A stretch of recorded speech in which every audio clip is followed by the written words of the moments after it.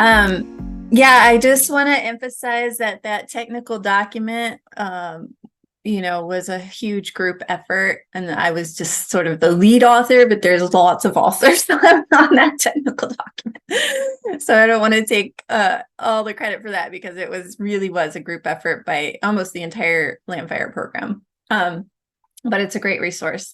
So my name's Inga La Puma. I'm currently the LANDFIRE Program Lead at the Fire Modeling Institute, which is housed in the Fire Lab in Missoula, Montana, although I live in Cape May, New Jersey. So thanks, and we'll get started. I want to tell you a little bit about about the machine learning that we use in LANDFIRE. Now my thing's not advancing. There we go. So first, I'm just going to tell you a little bit about a simple background of what we mean when we say machine learning in reference to LANDFIRE. I'll tell you about the layers in LANDFIRE that specifically use machine learning in order, to create the maps. And then I'll talk a little bit about the training data and the models that we use for some of those specific layers. And then some of the planning for the future and how we're planning on developing these methods. So machine learning to classify satellite imagery has been around for a long time. So, you can see the unsupervised classification and supervised classification started way back in the 70s. When I was taking my remote sensing class in the early 2000s, I guess, this was everybody had to learn how to do supervised classification. And so essentially what you do is you create a training data set of information that is real and on the ground. And then you develop a signature file to relate that truth, ground truth, to what you see in the imagery and the information in the spectral imagery. And then you're able to create a model in order to classify the image. And so that can be all kinds of classifications. It can be, what's urban, what's roads, et cetera, et cetera. So for LANDFIRE, we use these spectral signatures to essentially create our vegetation classifications. And so you've got your spectrum there with the different bands of information, and that come in with the satellite imagery. And so if you look at this blue dot, for example, that's water, right? And so you're creating a training point for your model, so it knows that that's water, and it knows that all of the reflectance values from all of these different bands, the red, blue, green, near infrared, shortwave infrared, all of the values that go with the pixel that line up with your training data, that's going to give you a good kind of combination of different values where you can say, yes, this cluster of values, that's all going to be water in my final map. And so that's really the basis of how we use spectral signatures to train our models to classify our imagery. And you can do that, for forest or all kinds of classifications. And the reason I say it's spectral signatures plus is because we use other ancillary data to also help train the models. So things like topography and climate. And so it's just your sort of basic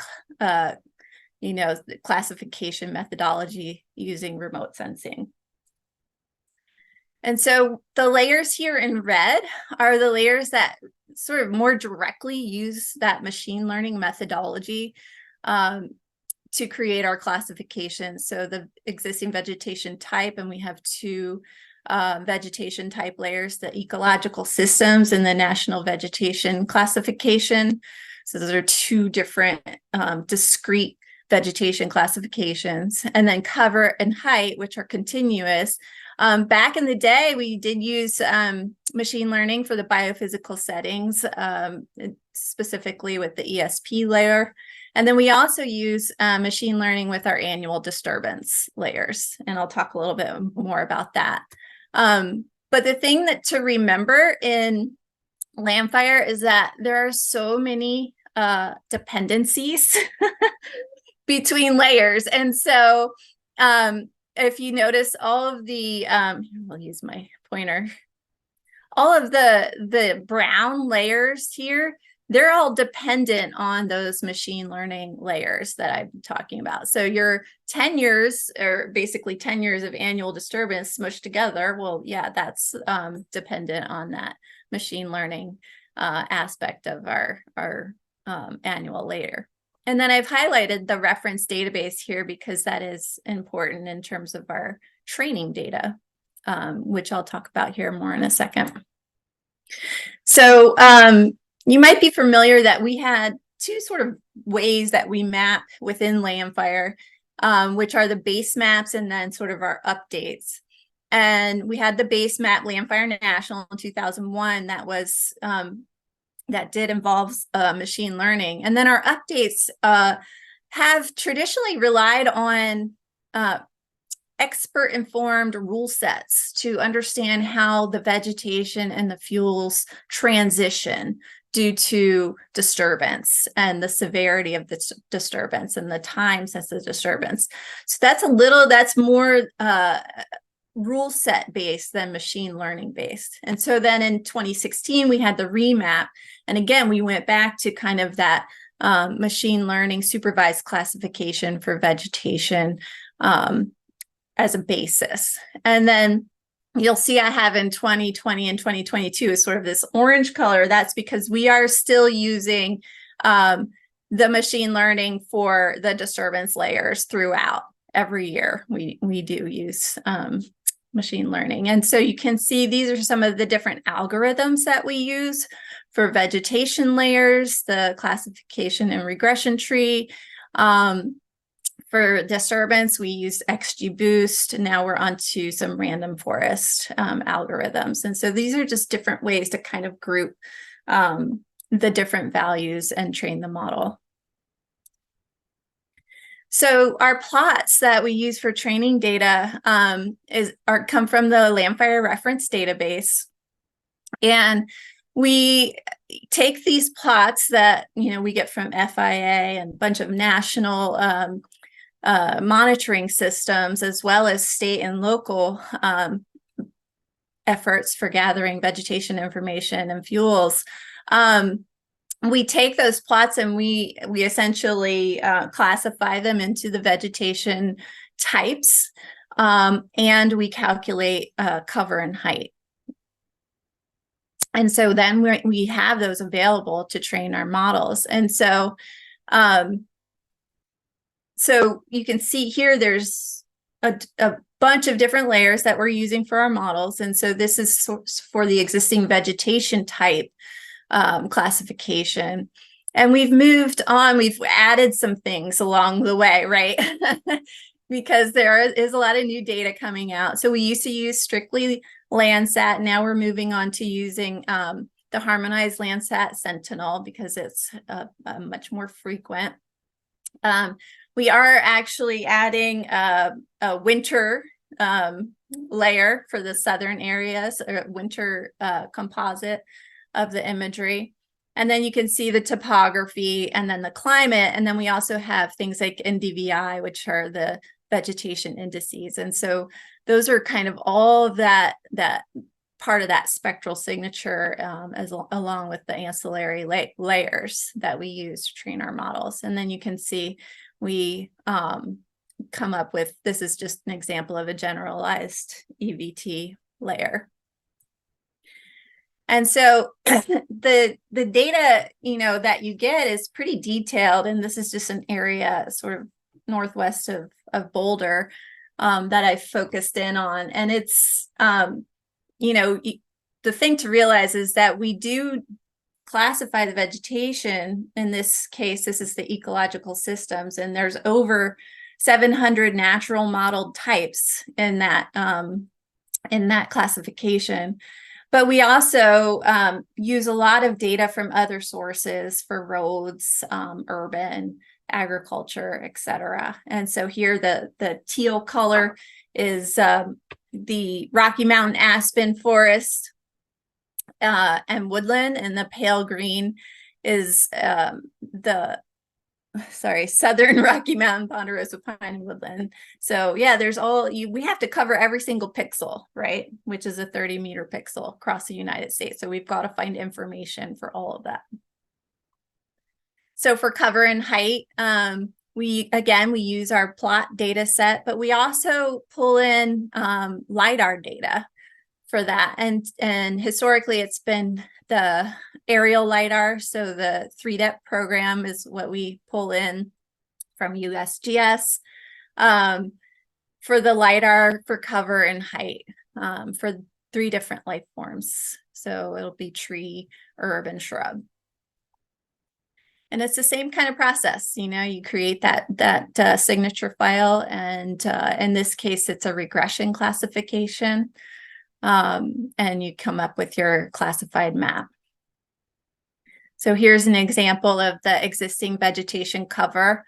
And so those are continuous values. Like I said, the green is like the tree, yellow for, you can see in the larger picture, the agriculture, for yellow.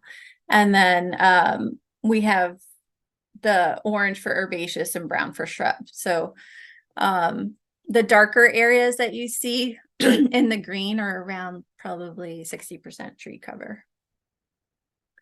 And again, for height, we've got continuous values for herb, shrub, and tree. So, so it's pretty detailed information. And so Andrea is going to talk a little bit more about our Anderson 13 fire behavior fuel models, but they're primarily derived from the EVT, EVC, and EVH, along with expert opinions and some other things that feed into things like canopy cover, canopy height, along the way to feed into these assignments. So, so it's all sort of based on that machine learning of the vegetation, and then we kind of build from there to create further classifications. And here's the fire behavior fuel model for the Scottenberg 40 fuel model. So very similar. These surface fuel models are essentially describing how the rate of spread and flame length changes with fuel moisture. So for the disturbance machine learning aspect, we have all kinds of things in our annual disturbance raster.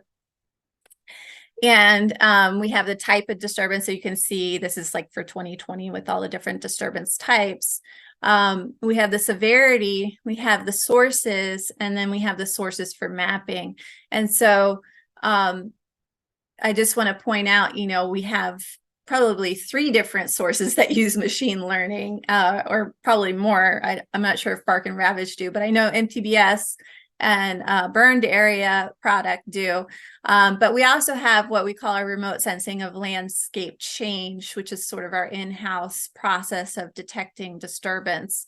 And that contains machine learning process, which I'm going to talk about a little bit more. Well, there's the historical one that's based on the annual. So that's 10 years. And then, as part of that RISLIC process, you can see that, we have, all kinds of composites we create with different percentiles. We have different indices. But there's also a process where we use the previous year's disturbance areas as training points in a random forest algorithm to help identify current year disturbances. And so what are we going to do here in the future? And we're pretty excited about LANDFIRE 2023 because what we're going to do is, instead of using some of those millions of vegetation transition rule sets, we're going to be using that kind of similar type of machine learning to update the life form, tree, shrub, and herb, the existing vegetation cover, and the height. And so when we do the EVC and EVH, that also relates directly to the fuels layers of canopy cover and canopy height. And so it'll be an interesting update where we can use some of these on a more annual basis. And the reason we can do this is because we have a lot more information, a lot more frequently in terms of the satellite imagery. We have new plots. We have a lot more LiDAR. We have ways to process the LiDAR a lot faster. And that's been some really interesting developments on that lately that we're very excited about how fast we can get some of these data. And so it's actually possible now to update vegetation on an annual basis. And so we're first going to start doing that on areas that have been disturbed over the last 20 years. But then our annual disturbance layers will continue to use that machine learning for 2023 as well. And so, you know, we are also looking into using terrestrial LiDAR as training data. I believe we are going to be using JEDI for height training data. So there's a lot going on in terms of development in machine learning and LANDFIRE. So that's it. I just want to thank Darren and Brian for helping me kind of work on some of the details of this. And then, of course, the whole LANDFIRE team that's always there to help me out. And I will finish up. Let me stop sharing. So I try to keep this short. It's been more than 2 years now that we started training GIS specialists in South American countries how to use FlamMap. And prior to that, you need to generate an LCP file. So this is the for those who are not familiar with this tool, FlamMap is used to model file behavior and in real time. So it's very important to assess the risk, you know, where fire can reach while the incident is unfolding. So basically, this input requires lots of layers, which are topography that's available on, there's many DEM. And so we're not talking about elevation, slope, or aspect. And then we have the most, probably the most important layer, which is the fuel model. No, and the fire behavior fuel model 13, which is the like the most basic collection of fuels classified for use in FlamMap and similar software. And then canopy cover is quite easy to derive, and canopy 8 is not easy to derive. And canopy base 8 and canopy bulk density were absolutely out of reach at that stage. They may be more in reach, like easier to develop at the present time, considering that we basically didn't have access to the forest plots. I mean, the original training data to develop the models. So I had this task to develop a system to compute the map of fuel types, fire behavior fuel models, and it's a complex task because it is not so much about land cover. No, it's more about fire behavior, and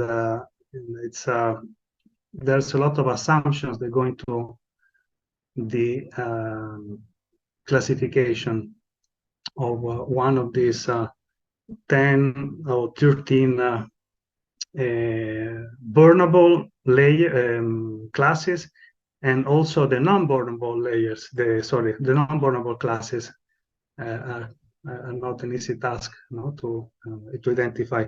So here you see the first map. Basically, this is the Santa Cruz department in Bolivia, and I'll go through the main steps taken to develop this.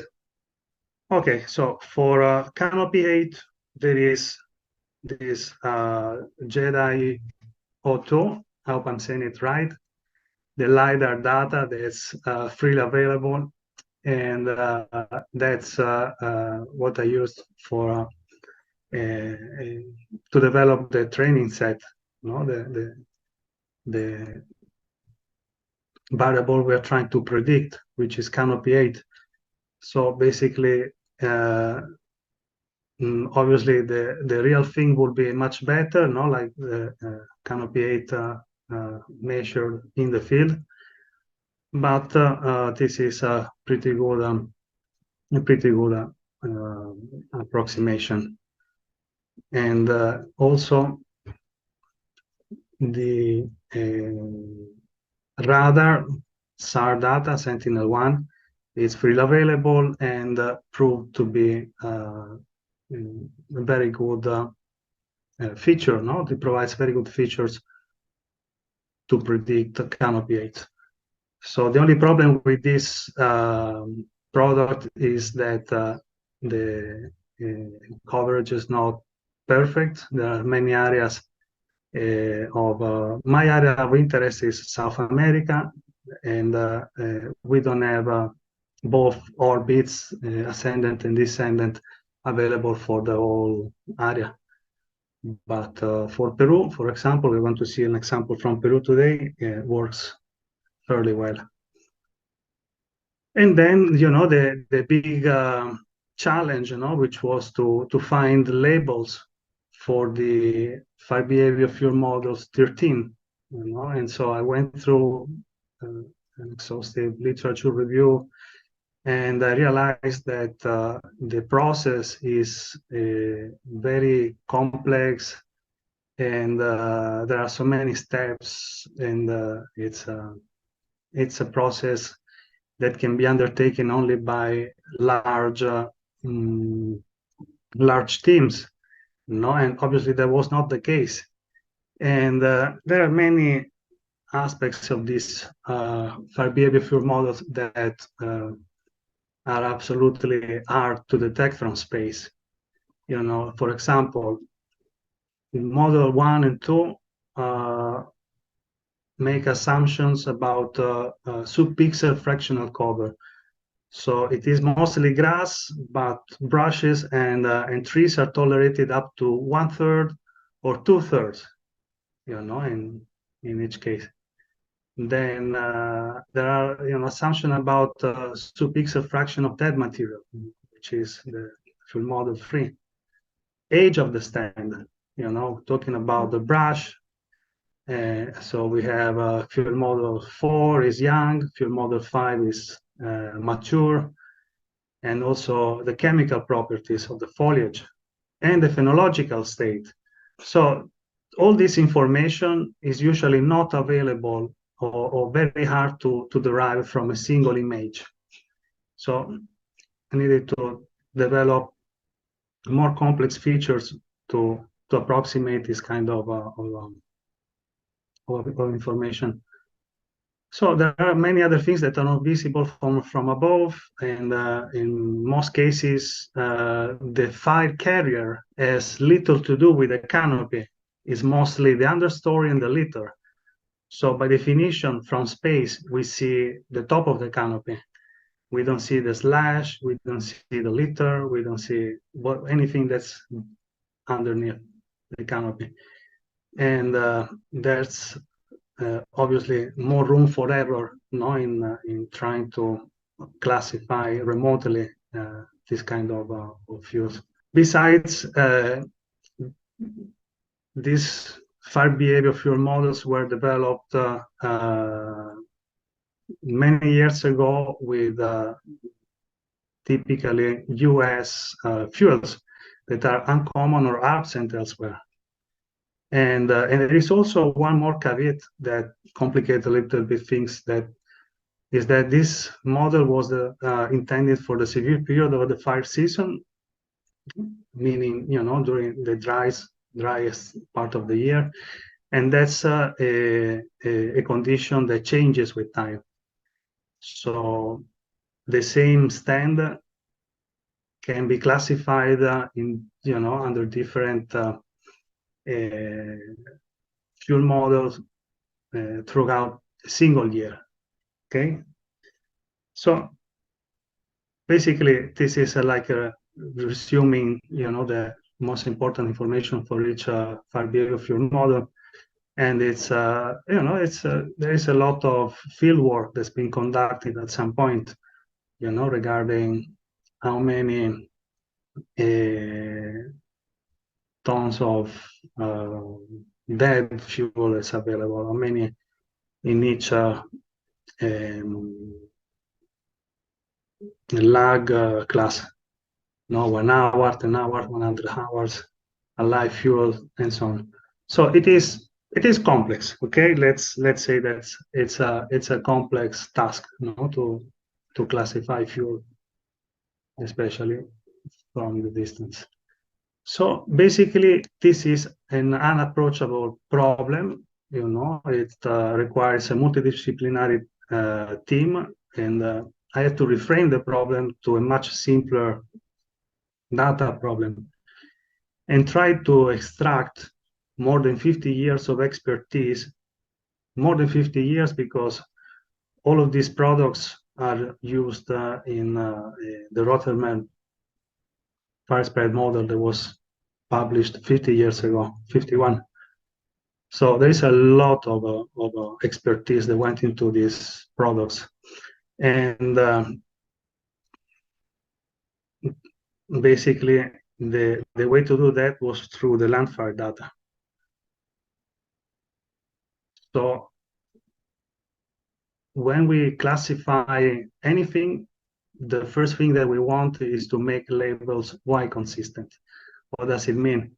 In this case, this is a very simple example of binary classification. We have flowless products and flowed products. So we need to discriminate between the two.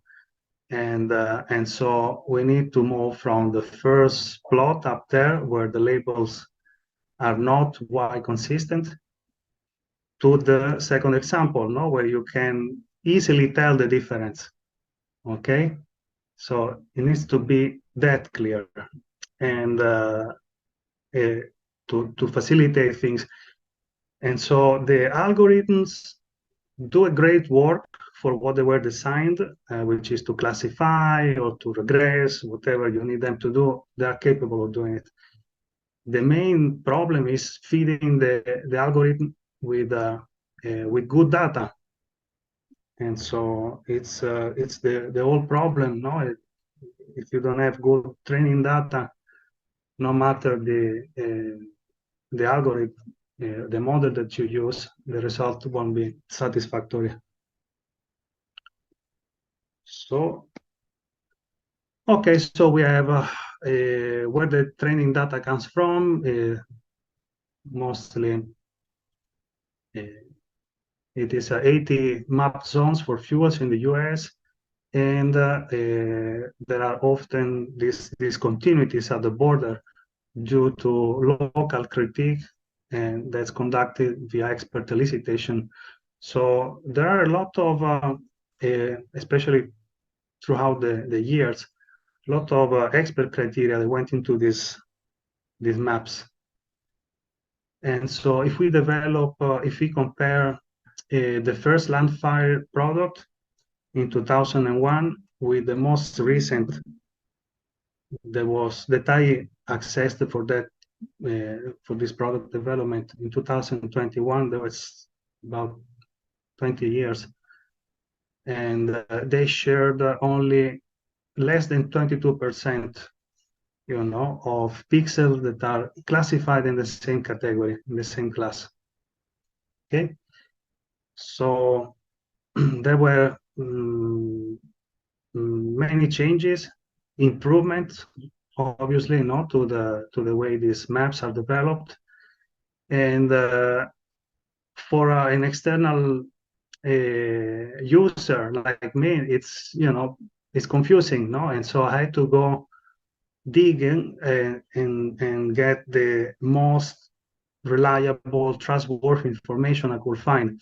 So I started by taking into consideration only this 22% of the information of the land cover that never changed in those 20 years of map improvements.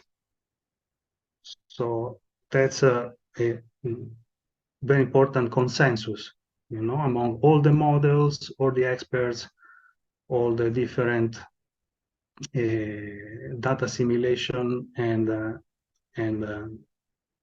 model that have been used.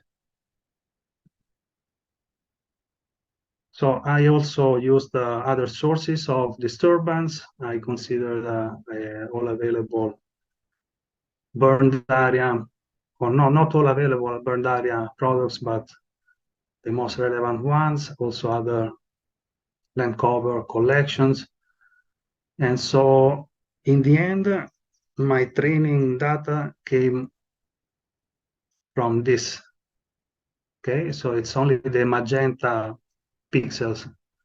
And the period of interest, it's this window, it's basically during the most intense fire activity. It's about 3 months, for the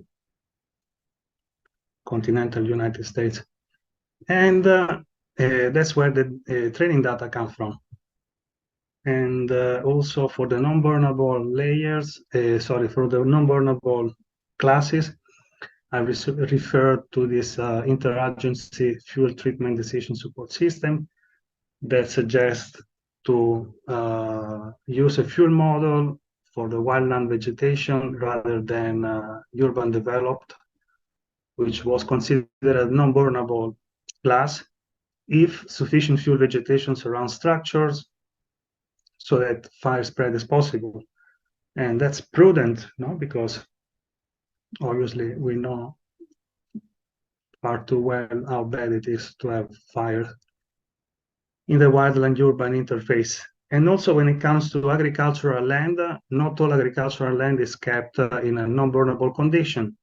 And then I applied an autoregressive statistical significance test to determine if the foliar moisture is increasing or not. And that can include also any kind of vegetation that's greening up, so it's unlikely to burn. And obviously open water bare ground don't require much analysis. So these were the results. Decent accuracy in most cases, good in some, and pretty bad when it comes to the slash classes. So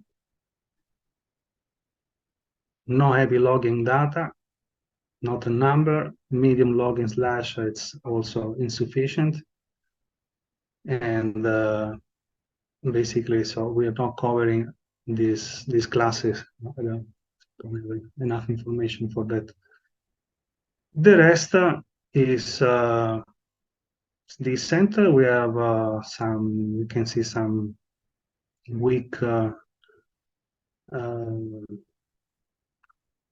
with the weakness of the model, it shows here with the fuel model 8 and also with the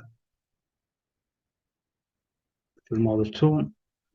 Anyway, most people will consider this acceptable, decent. And one thing that the program does is once you compute the map for your area of interest, you can also choose where you want to generate some ground truth random points and go to the field if you have the opportunity to do so, to check that out, or at least use some recent imagery, high resolution imagery from from Google to do some ground truthing before accepting the product. So, okay, this is, I think I'm about,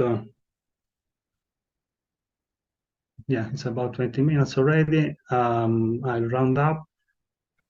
So what's next? There are certainly things I will do different today, 2 years after, in terms of data simulation, or how to filter training data, how to develop better features to increase that Y consistency, features like one that I'm using in this model is the correlation between the EBI and the total evapotranspiration, that helps to identify the type of vegetation, if it's dropping leaves or not, basically. And there are also other ways to detect the falling of leaves. There may be better models. Random forests came consistently on top, while I cannot imagine anything other than local real data for canopy-based height. And canopy bulb density may be derived from the new JDA data. That's 25 meters resolution, so it would be excellent to at least try. So that's my time. Thank you for listening. Thanks, Andrea. Okay, when you have many classes in a classification like this is 13 classes. So in one case, I don't have data, no? I don't have absolutely reliable data for the model 13, okay? For the model 12, it's definitely not enough information, no? Because we have only 2, 16, 5, how many? It's really very few data points. No, it's less than 50. Okay. So the rest is pretty good, but for example, now when it comes to model 8, 62, this is out of sample validation. So this kind of error may be expected in real applications. It's probably acceptable, no, because it's just one class, and here also the number 2, no, I don't like it, below 70%. This means that 40% of the time the model is making a mistake on this class. Okay, and so this can mean it makes a big difference, because you may miscalculate how fast the fire spreads, and you miscalculate when it can arrive at a specific location, maybe a small town where people live, or whatever, any other asset, like, I don't know, tree plantation or crops. And it may even cost lives. So it's obviously the idea is to make this as accurate as possible. I think Inga said that you used to use machine learning for the biophysical systems classification, but you're not anymore. So could you just tell us a little bit about, I'm not familiar with how that's done now. Sure. My understanding is that when they created the environmental site potential layer, that was largely based on machine learning with similar models that we used for remap.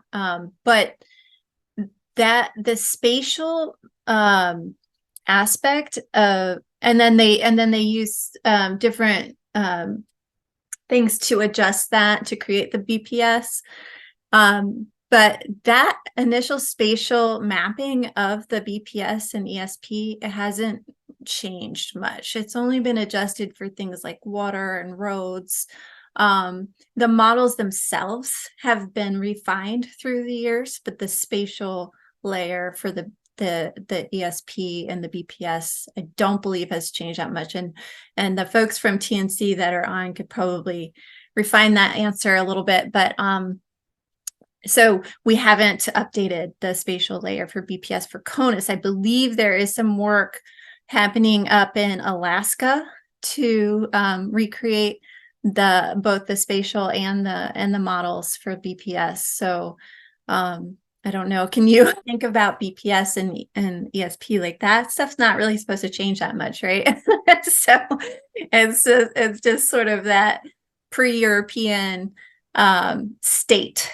But we do have more information now. I think that, you know, there's a lot more research into, you know, what that state was like. And so it would be cool to see if, you know, if we could make improvements there. You know, are there plans to expand your mapping area for the LCP layers that you need to run FlamMap? No, the idea is to be able to develop at any time the map you need. Oh, okay. So sort of on demand. Yeah. So here you define your area of interest and your time of interest. This is Cusco, for example, in Peru. Mm-hmm. So you set up from the present day, how many days? 91 days. You know, so 3 months, the past 3 months, query Sentinel-2 images with less than 10% clouds. Okay. Set a threshold for the NDVI. So this purple blob here is basically non-burnable. Mm-hmm. And well, there are not enough images in this case, you know, with these characteristics. So I try to run this again, being less.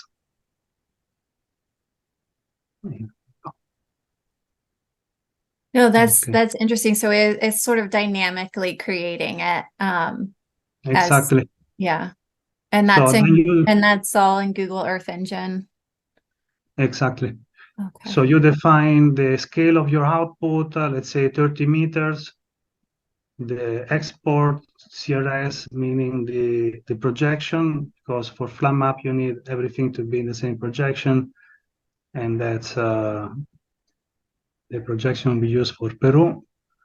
And also you can also parameterize the pinpoints, the data for the ground truthing, and export this as a CAM-SETA file. Nice. And so here, so if you're satisfied with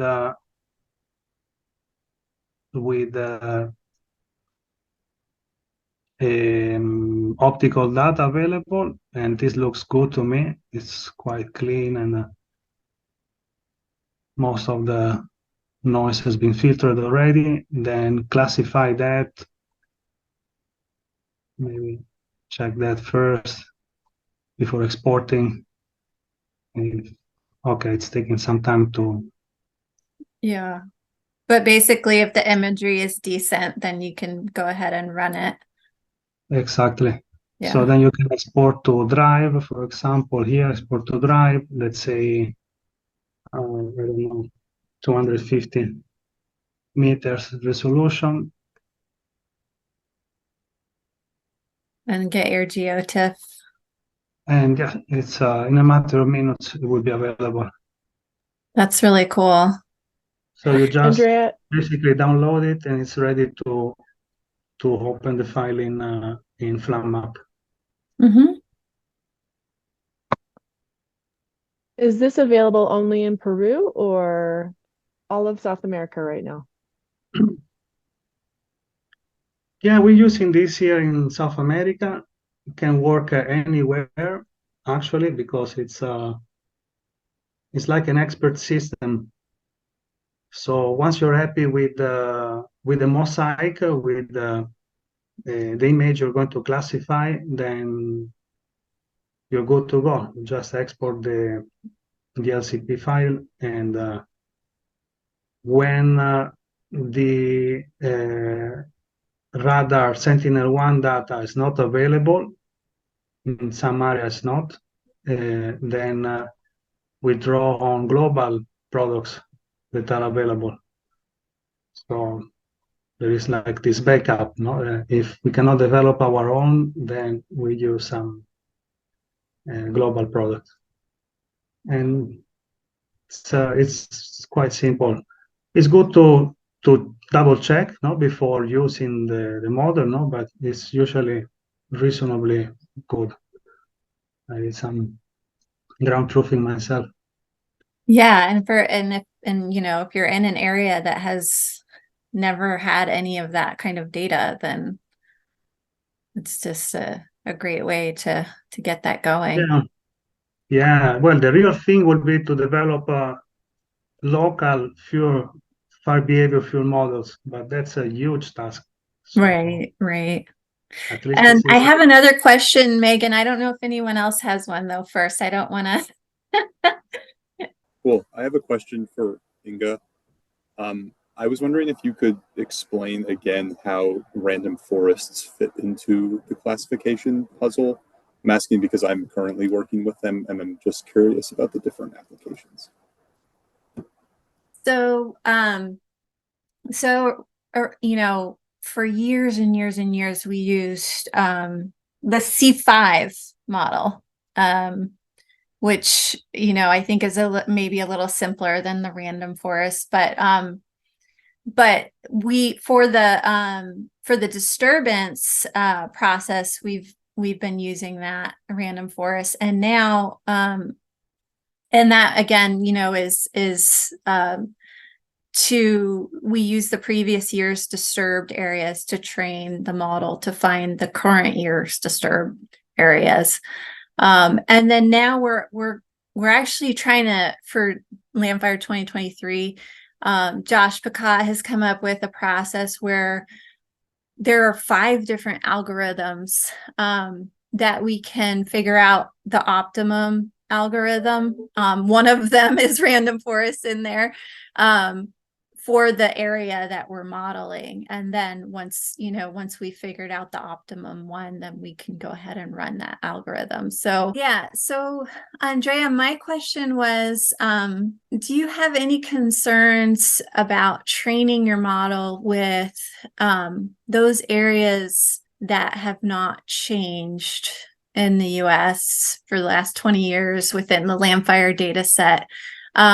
Because, and the reason I'm asking is because to me, I would assume that excludes most of the disturbed areas, right? And so does that maybe skew things more towards, you know, an undisturbed assignment, essentially? Does that make sense?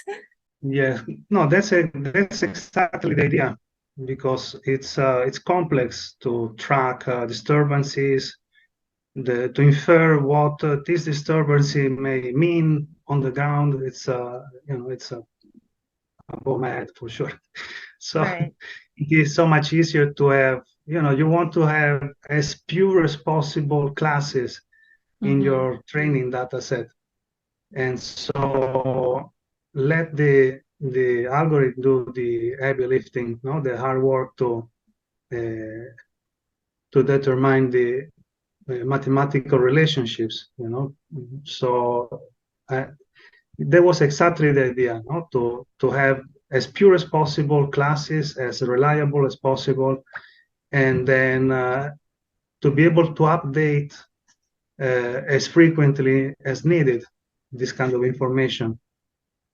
So we have this, let's say it's like to have an expert advisor by your side looking at the images, at the imagery, and the expert advisor can see things that I cannot see at simple naked eye. And so then I let the expert to make the decision, and the thing that my task is to give him or her, the have to be careful these days. The best possible data, the most reliable labels. Yeah, I don't know if algorithms have a gender, though. I think you're okay there. You never know. Just in But case. anyways, yeah. So, well, that's interesting. I guess yeah, I don't know how else you would do it exactly, but it's interesting when you think about the added variability when you throw the disturbed areas in there, Oh yes, there is a lot of variability in the sense that the data comes from a very large and diverse area of interest, which is the whole continental United States. So there may be timber up here that's absolutely different from timber down here, but it's still timber. Okay. And Yeah. so the label is consistent. Okay, And, that makes sense. Yeah. That's all I have. timber.